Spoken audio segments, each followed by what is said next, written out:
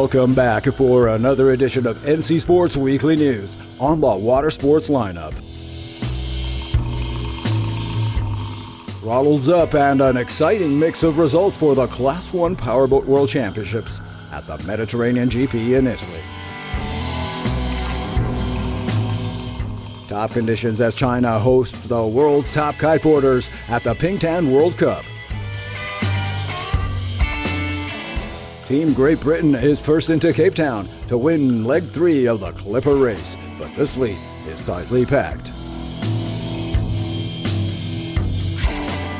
The 20th edition of the TransAt Jacques Vabre is on its way. Offshore champions set sail on the ocean and on line. Special report with senior correspondent Sébastien Destremaux. In an epic final in Krabi, Thailand, Artem Silchenko grabbed the Red Bull Cliff Diving World Championship Series. NC Sports plunge into the action.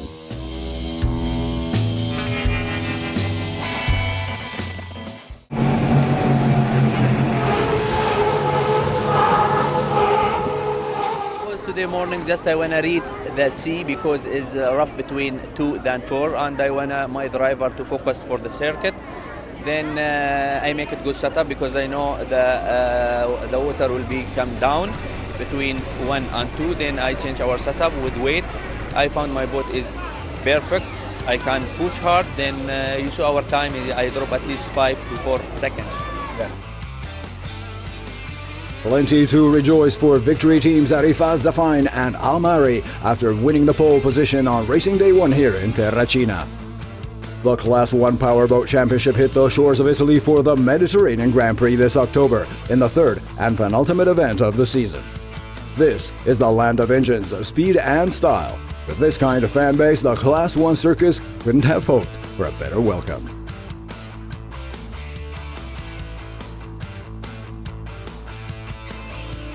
Summer temperatures and flat waters greeted the Fleet 1 for race 1, and victory soon showed why it's the current World Championship leader. The UAE team led by 7 seconds on lap 1, 26 by mid-race, and finally closed with a 14-second advantage on the finish line. The real battle on this 11-lap, 53 nautical mile course was between the Norwegian-Turkish duo Zabre Clark and LF 10. Their trading position in the early laps, the Italians pulled away for second, but were penalized to third for hitting a buoy on lap 1. With 5 tons in displacement and 800 plus HP power plants, the Class 1 fleet is the prime powerboating circuit, and this Mediterranean GP showed exactly why.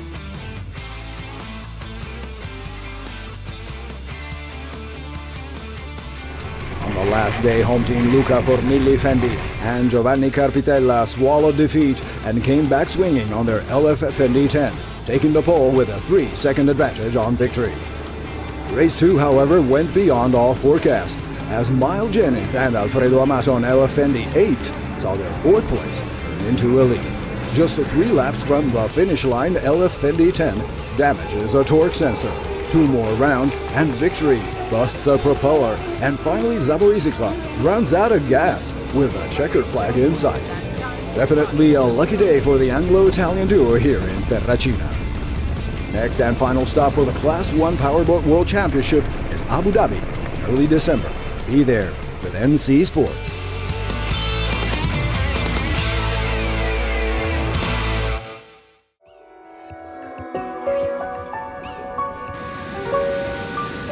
Plenty of wind and plenty of action at the 2013 Kiteboarding World Cup on Pingtan Island. The world's top athletes in all disciplines came to China's Fujian province for stopover number 9 of the PKRA season tour. Conditions were indeed exceptional, and the Kite Masters excelled at their own specialty.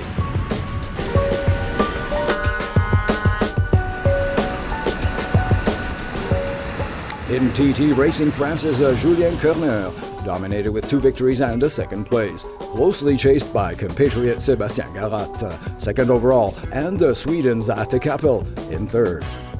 With a 3 out of 3, South African Kai Su took the win in the ladies ahead of Aruba's Annabelle van Westrup and Chen Jingle from China.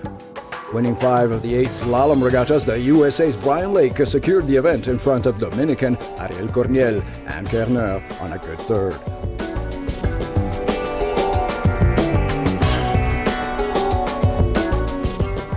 In women's slalom, Paula Novotná was in great form and won a whopping 7 of 8 regattas, pushing back Germany's Christine Boninger and Kay Su. The PKRA Tour is still in China and has now moved on to the Hainan International Kitesurf Festival. Complete results and highlights on the next edition of NC Sports Weekly News.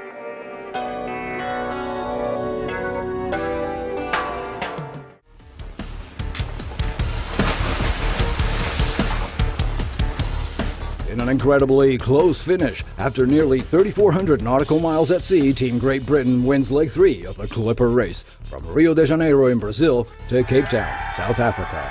A full 15 days of racing and less than 5 hours separated the leading trio, with Henry Lloyd closing in second place and Invest Africa in third.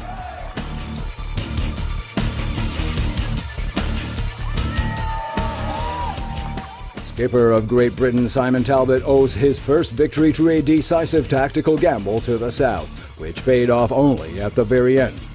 Invest Africa team followed suit and also took advantage of the risky southerly option, climbing all the way up from 7th to 2nd position, only to be overtaken by skipper Eric Holden and the Henry Lloyd crew on the final rush to Table Mountain, who now lead the overall scoreboard.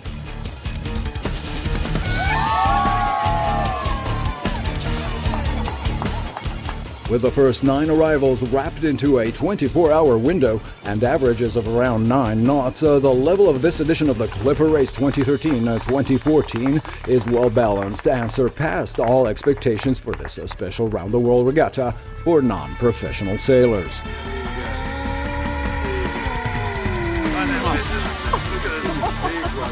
No experience required, says the race motto, but these budding ocean sailors are proving they're fast learners.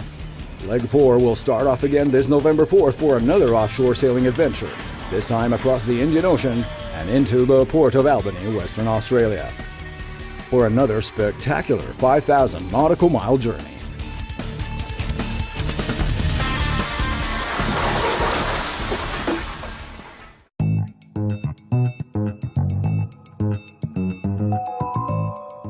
First cannon blast this Sunday in Le Havre for the famous Route du Café, as 20 Class 40s and 10 IMOCAs set sail for the 5,400-mile double-handed classic, now in its 20th anniversary edition.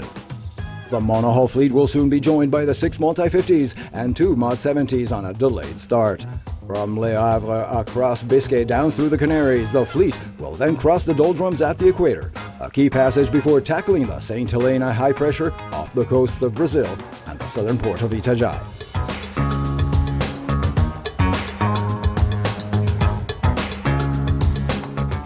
In the Mod 70s class, favorites Dick and Jourdain are out of the race following their harrowing capsize of Paprec-Birbach, which now leaves José and Caudrelier on Edmond Rothschild in a one-on-one race against Almaner Mouzandam with Gavignet and Foxhall.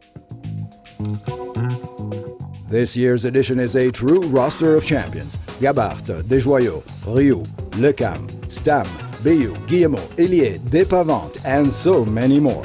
La crème de la crème of French offshore sailing is at this TGV with the very top yachts on the circuit. Senior correspondent Sébastien Destremaux is now also closely following this spectacular race for NC Sports, with recaps, analysis, and a unique look at the online battle that is drawing thousands of fans worldwide on Virtual Regatta. Here's the latest from Le Havre at the eve of the start. Awaiting the kickoff on November 3, the duos are competing in the prologue called Virtual Regatta Inshore. Won by Sébastien Josse and Charles Caudrelier from Gitana, this exhibition race was a unique opportunity for 2 virtual skippers who did so well out there. Facing hundreds of gamers and happy winner of the virtual prologue held on the internet, Yannick is invited to rub shoulders with the cream of sailing. I've always managed to keep myself in the top 10-15. I gave a big push at the end to get more points on board. I was quite nervous. Philippe was right behind me, and I was afraid to lose it all. The runner-up, Philippe, snatched the second qualifying spot. I consolidated my second place just ahead of Pascal. But Philippe did not go to Le Havre. He was to be replaced by third-ranked Pascal.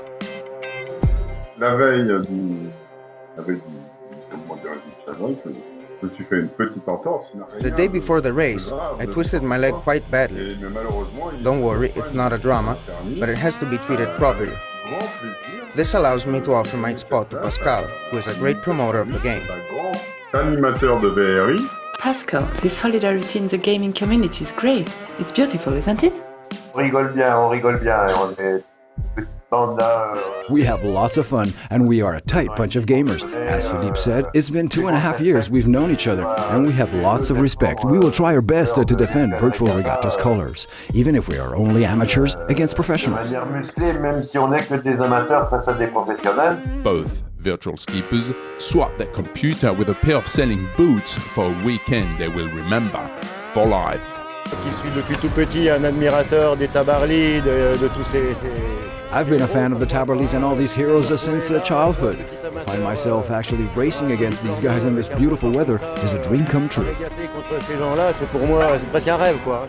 Following 3 tight races sailed on a real stretch of water this time, the virtual champions managed a commendable podium position.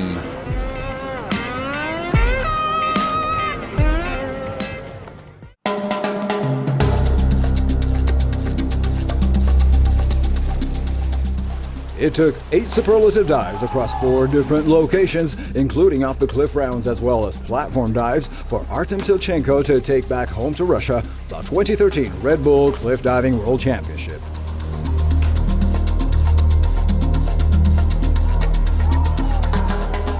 Silchenko truly found his top form in the breathtaking Thailandese scenario of Hong Island and scored a total of 1,010 points, closing in front of American Steve Lobue and Colombia's Orlando Duque.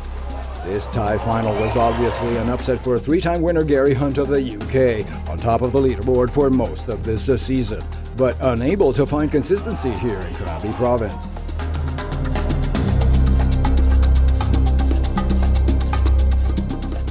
Focused and determined, 29-year-old Artem imposed his impeccable style and secured victory thanks to a back arm stand with 2.5 twists, 2.5 somersaults, and a blind entry from the 27-meter platform. With 9s and 10s coming in from the judges, the job and his first world title were soon in the bag.